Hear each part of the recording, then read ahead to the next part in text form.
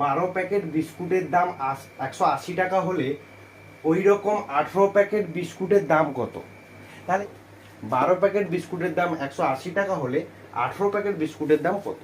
তাহলে আমাদের দেখতে হবে যেটা কি সম্পর্কে আছে, কি সম্পর্কে আছে এটা আমাদেরকে জানতে হবে। তাহলে এখানে দেখো 12 প্যাকেট বিস্কুটের দাম 180 টাকা, তাহলে 18 প্যাকেট বিস্কুটের দাম অবশ্যই বাড়বে, অবশ্যই বৃদ্ধি হবে। এটা যদি বাড়ে আমরা কি বলেছি, সরল সম্পর্ক হবে। এখানে বিস্কুটের দাম 180 টাকা, এইভাবে লিখো উইকিং নিয়ম।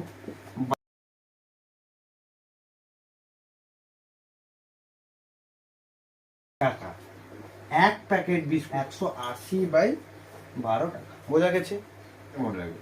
এবার 18 প্যাকেট বিস্কুটের দাম, 18 প্যাকেট বিস্কুটের দাম সমান 180/12 গুণিত 18, কাটাকাটি করবে। 6 2 12, 6 3 18, 2 9 18, 0 9 3